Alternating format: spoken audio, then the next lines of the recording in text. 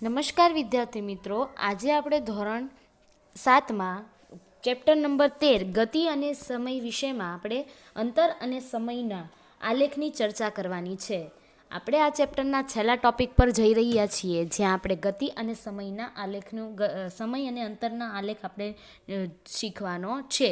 તો સૌપ્રથમ તો આપણે આલેખ શું છે એની સમજૂતી મેળવવી પડે. આલેખમાં કઈ દિશા ક્યાં દર્શાવાય છે, કયું માપ ત્યાં દર્શાવાય છે, એમની આપણે નોલેજ લેવું પડે.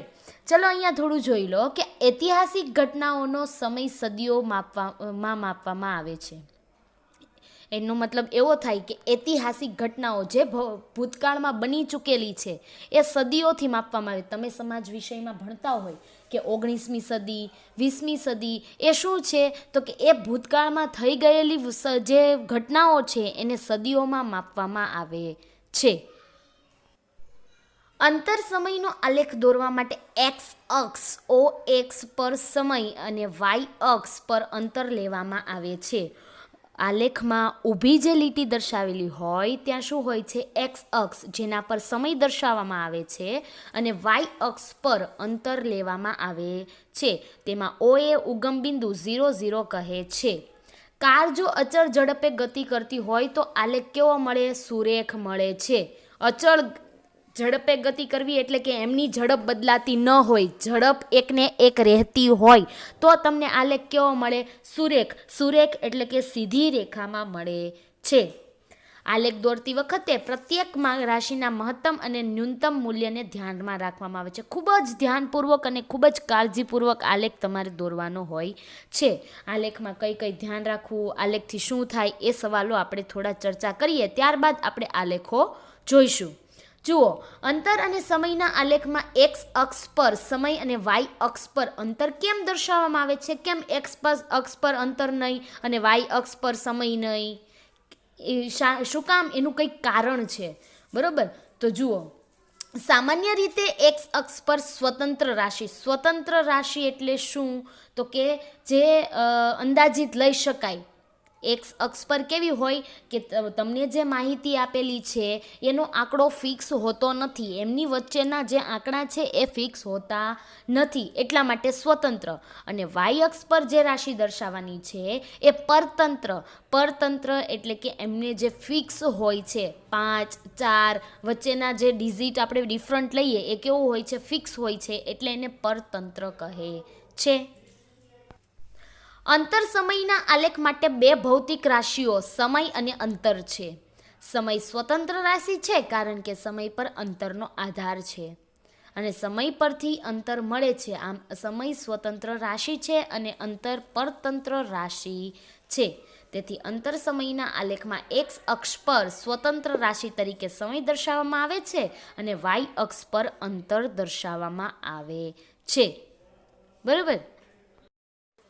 હવે તમારે આલેખ દોરવા માટે અનુકૂળ પ્રમાણ માપની પસંદગી કરવી પડે. તો શું કામ કરવી પડે અને કઈ રીતે કરવી પડે એના થોડા આપણે અહીંયા આન્સર જોઈએ.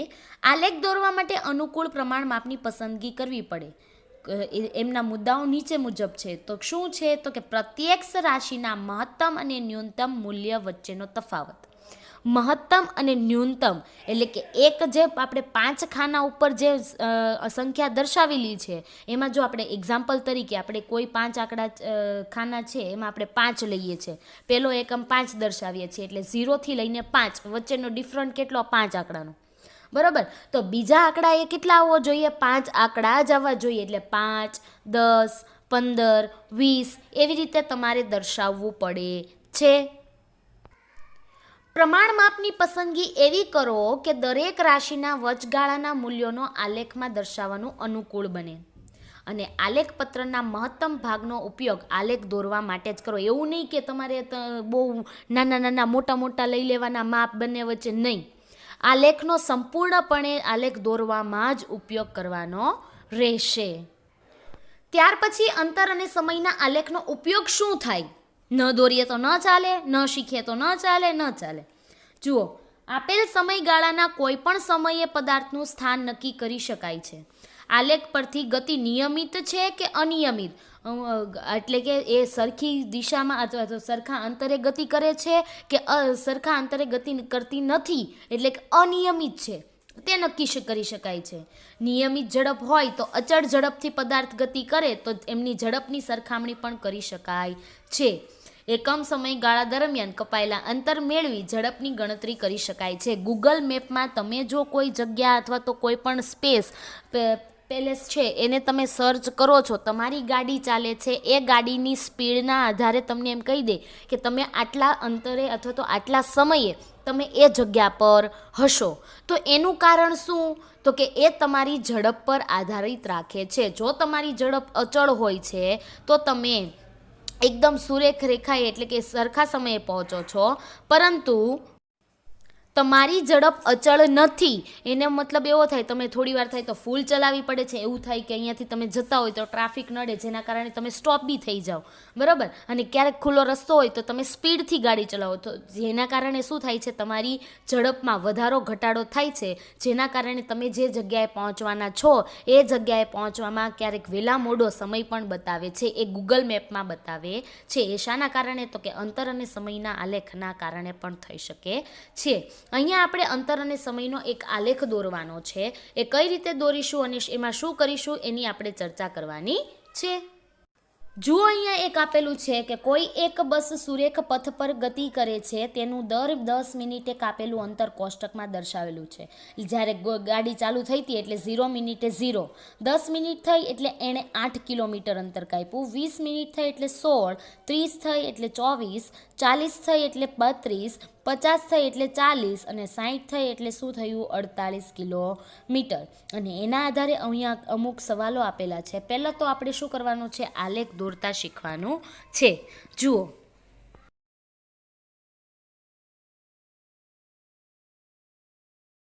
ચલો જોઈએ. આપણે આ એક્સ અક્ષ પર શું દર્શાવશું? સમય. અને વાય અક્ષ પર અંતર તો કે 0, બે ખાના મૂકીને 10, 20, 30, 40 અને 50. એવી જ રીતે સમયની ગણતરી કરીએ તો 10, 20 મિનિટ, 30, 40, 50 અને 60. કોષ્ટક પ્રમાણે શું હતું? તો કે કોષ્ટકમાં તમારે પેલી જે 0 હતી ત્યારે અંતર એને કેટલું કાપ્યું હતું? 0 કિલોમીટર. પણ જ્યારે 10 મિનિટ થઈ એટલે એને કેટલું અંતર કાપેલું હતું? તો કે 8 મિનિટ. તો ત્યાં તમારે શું કરવું પડે? નિદર્શન કરવું પડે. એવી જ રીતે જ્યારે 20 મિનિટ હતી ત્યારે એને કેટલું અંતર કાપ્યું? તો કે 20 મિનિટ હતી ત્યારે એને અંતર કાપ્યું 16 કિલોમીટર. એટલે તમારે 10, 11, 12, 13, 14, 15 અને આ 16મી લીટીએ તમારે શું કરવું પડે? નિદર્શન કરવું પડે. અહીંયાથી 20 અને અહીંયાથી 16. એવી જ રીતે 30 કિલોમીટર તો 30 મિનિટે કેટલું અંતર કાપ્યું? તો કે 30 મિનિટે તમારે કેટલું આવશે? એને કાપેલું હતું 24. તો કે 30 અને 21, 22, 23, 24 તમારે શું કરવું પડે? નિદર્શન કરવું પડે. એવી જ રીતે જ્યારે 40 મિનિટ થઈ ત્યારે એને 32 કિલોમીટર કાપ્યું, 50 મિનિટ થઈ ત્યારે 40 કાપ્યું અને 60 મિનિટ થઈ ત્યારે એને 48 કિલોમીટર કાપેલું હતું. અને એના આધારે તમારે શું કરવું પડે? એમાંથી પસાર થતી રેખા દોરો અને જેના કારણે તમને અંતર અને સમયનો આલેખ જોવા મળે છે. ત્યાર પછી આગળનામાં એવું હતું કે ઉપરની માહિતી પરથી અંતર સમયનો આલેખ તૈયાર કર્યો, એ આપણે કરી દીધો, બરાબર. આલેખ પરથી બસની ગતિ કેવા પ્રકારની છે તે જણાવો. બસની ગતિ કેવી છે? એકદમ સુરેખ રેખા મળે છે, એનો મતલબ થાય કે બસની ગતિ સુરેખ ગતિ છે. 25 મિનિટના અંતે બસે કેટલું અંતર કાપ્યું હશે? 25 મિનિટનો અહીંયા કોઈ ઉલ્લેખ નથી. તો આપણે 25 મિનિટે કેટલું અંતર કાપ્યું હશે એના માટે આપણે શું કરવું પડે? એની ગણતરી કરવી પડે. જુઓ, અહીંયા 25 મિનિટે કેટલું થાય? તો કે 20 અને 30 મિનિટ વચ્ચે શું આવશે? 25 મિનિટ, બરાબર. 25 મિનિટે સુરેખ દિશામાં ક્યાં આવશે? અહીંયા. તો અહીંયા કેટલું અંતર આવે છે? 20 કિલોમીટર. એવી જ રીતે 44 કિલોમીટર જ્યારે અંતર કાપ્યો હશે ત્યારે કેટલો સમય હશે? તો કે અહીંયા 40, 41, 42, 43 ને 44. 44 આ સુરેખ દિશામાં ક્યાં અંતરે જાય છે? અહીંયાથી જુઓ તો કે અહીંયા આવશે 55. તો કે 55 મિનિટ થાય ત્યારે એ કેટલું અંતર કાપે છે? 44 કિલોમીટર અંતર કાપે છે. અને આ રીતે તમને સમય અને અંતરના આલેખ પરથી તમને બસ અથવા તો કોઈ પણ વાહનની ગતિ વિશે તમે જાણી શકો છો. એવી જ રીતે એક બીજો દાખલો છે જે તમારે ચલો બીજો છે, 2 કાર એક જ સમયે ઉપડે છે. 2 એક સાથે કાર જતી હોય અને એ એક જ સમયે ઉપડે છે અને 10 મિનિટમાં કાપેલા અંતર દર્શાવતું તમને અહીંયા કોષ્ટક આપેલું છે. એના આધારે તમારે અંતર અને સમયનો આલેખ દર્શાવવાનો છે. આપણે હમણાં એક આલેખ જોયો જે આપણે એક ગાડી માટે હતો, પણ અહીંયા 2 કાર એક સાથે ઉપડે છે અને એને દર્શાવતું કોષ્ટક આપેલું છે. 10 મિનિટે પહેલી કાર 6.6 કિલોમીટર અંતર કાપે તો બીજી કાર 10 કિલોમીટર કાપે છે. 20 મિનિટે 13.2 કાપે પહેલી કાર તો બીજી કાર 20 કિલોમીટર કાપે છે. એવી રીતે તમને આખું અહીંયા કોષ્ટક આપેલું છે અને એના આધારે તમારે આલેખ તૈયાર કરવાનો રહેશે. તો કઈ રીતે કરશું ચલો જોઈએ. અહીંયા 0 મિનિટે 0 અંતર, પણ કાર પેલી હતી ત્યારે 10 મિનિટે કેટલું કાપ્યું હતું? 6.6. બીજી 20 મિનિટે તો 20 મિનિટે 13.2. આ જે પેલી છે એ કાર 1 માટે છે અને આ પેલું જે બીજું છે એ શું છે? કાર 2 માટે. બરોબર, તો એને આ રીતે તમે નવો આલેખ તૈયાર કરી શકો છો. તમને પરીક્ષામાં પણ આ અંતર અને સમયનું આલેખ કોષ્ટક આપેલું હોય જેના કારણે તમને આલેખ પૂછાવાની શક્યતા રહેશે. નમસ્કાર વિદ્યાર્થી મિત્રો.